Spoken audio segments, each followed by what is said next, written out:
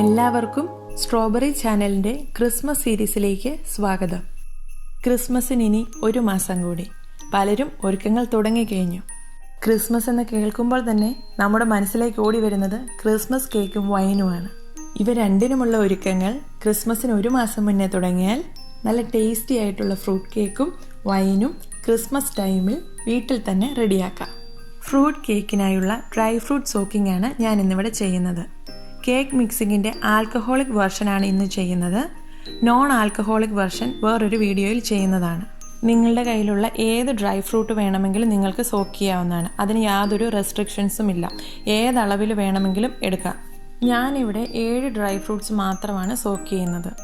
ഇതിൽ ഡേറ്റ്സ് മാത്രം 100 ഗ്രാം എടുത്തിട്ടുണ്ട്. ബാക്കിയെല്ലാം 50 ഗ്രാം വെച്ചാണ് എടുത്തിരിക്കുന്നത്. ഉണക്കമുന്തിരി, ഡ്രൈഡ് ക്രാൻബെറീസ്, ഡ്രൈഡ് ബ്ലൂബെറീസ്, ഈന്തപ്പഴം, ആൽമണ്ട്സ്, കാഷ്യൂ നട്ട്സ്, വാൾനട്ട്സ്.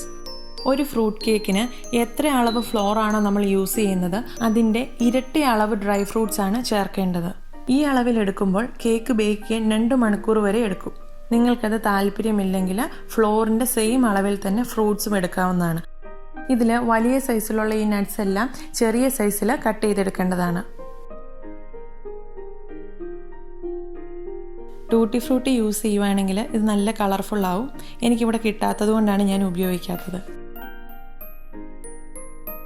ഇവയോടൊപ്പം തന്നെ fig, ഏപ്രിക്കോട്ട്, prune, peach, pistachio, glazed red cherries, glazed orange peel, dried sweet ginger, dried kiwi, dried apple, dried pineapple, dried plums ഇവ ഏത് വേണമെങ്കിലും യൂസ് ചെയ്യാം.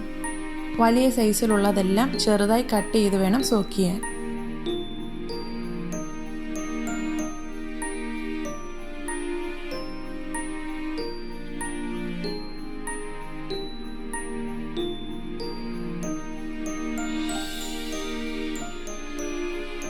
ഉണക്കമുന്തിരി നിങ്ങൾ കഴുകുന്നുണ്ടെങ്കിൽ അത് കഴുകി അതിൻ്റെ വെള്ളം നല്ലതുപോലെ ഉണങ്ങിയിട്ട് വേണം സോക്ക് ചെയ്യാനിടാൻ. ഞാൻ സോക്ക് ചെയ്യാൻ എടുക്കുന്ന എല്ലാ ഫ്രൂട്ട്സും കട്ട് ചെയ്ത് റെഡിയാക്കി വെച്ചിട്ടുണ്ട്. ഇനി ഇതൊരു ഗ്ലാസ് ജാറിലേക്കിട്ട് ഫില്ല് ചെയ്യാം. ആൽക്കഹോൾ സോക്കിംഗ് ആയതുകൊണ്ട് ഗ്ലാസ് ബോട്ടിൽ എടുക്കുന്നത് തന്നെയാണ് നല്ലത്. ഇനി ഇതിൽ താഴെയായി റേസിൻസും മുകളിലായി നട്ട്സും ഇട്ട് നിറയ്ക്കാം. സോക്ക് ചെയ്യുന്ന ടൈമിൽ പലരും നട്ട്സ് ഒഴിവാക്കാറുണ്ട്. എന്നിട്ടത് കേക്ക് ഉണ്ടാക്കുന്ന ടൈമിലാണ് ചേർക്കുന്നത്. ഞാനിവിടെ നട്ട്സ് മുകൾ ഭാഗത്തായിട്ട് ഇട്ടിരിക്കുന്നത് അത് ഒത്തിരി അങ്ങ് സോക്കായി പോകാതിരിക്കാൻ വേണ്ടിയാണ്. നന്നായി കുതിർന്ന് വീർക്കുന്ന റേസിൻസ്, ക്രേസിൻസ്, ബ്ലൂബെറീസ് ഒക്കെയാണ് ഞാൻ താഴ്ഭാഗത്തായിട്ട് ഇട്ടിരിക്കുന്നത്. ആൽക്കഹോൾ സോക്കിംഗ് ആയതുകൊണ്ട് നിങ്ങൾക്ക് റമ്മോ വിസ്കിയോ ബ്രാൻഡിയോ ഏത് വേണമെങ്കിലും യൂസ് ചെയ്യാം. ഞാനിവിടെ റമ്മാണ് എടുത്തിരിക്കുന്നത്. നിങ്ങൾക്ക് ഈ ടൈമിൽ സ്പൈസസ് ചേർക്കാൻ താല്പര്യമുണ്ടെങ്കിൽ പട്ടയും ഗ്രാമ്പുവും ജാതിക്കായും സമം എടുത്ത് പൊടിച്ച് അതിൽ നിന്നും 2 ടീസ്പൂൺ ഇപ്പോൾ ചേർക്കാവുന്നതാണ്. ഞാൻ കേക്ക് ഉണ്ടാക്കുന്ന സമയത്താണ് ചേർക്കുന്നത്.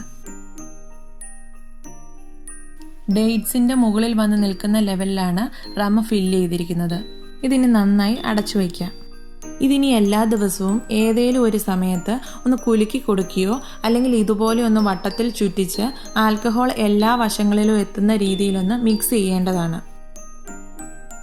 ഈ രീതിയിൽ ക്രിസ്മസ് കേക്കിന് വേണ്ടിയുള്ള ഈ ഫ്രൂട്ട്സ് 1 ആഴ്ച മുതൽ 1 വർഷം വരെ സോക്ക് ചെയ്ത് വെക്കാവുന്നതാണ്.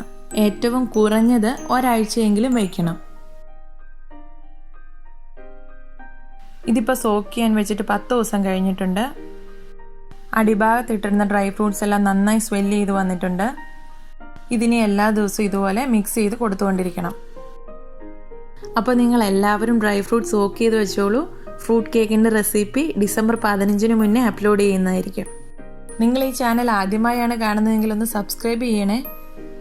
ഞങ്ങളിടുന്ന പുതിയ വീഡിയോസിൻ്റെ നോട്ടിഫിക്കേഷൻ ലഭിക്കുന്നതിനായി ആ ബെൽ ബട്ടൺ പ്രസ് ചെയ്ത് അതിൽ ഓൾ ഓപ്ഷൻ കൂടി പ്രസ് ചെയ്യാൻ മറക്കരുത്. അതുപോലെ തന്നെ നിങ്ങൾക്ക് ഈ വീഡിയോ ഇഷ്ടമായാൽ ലൈക്ക് ചെയ്യുകയും ഷെയർ ചെയ്യുകയും ചെയ്യുമല്ലോ. Thank you for watching. പുതിയൊരു ക്രിസ്മസ് വിഭവമായി ഉടൻ കാണാം. അതുവരെ ബൈ ബൈ, ടേക്ക് കെയർ.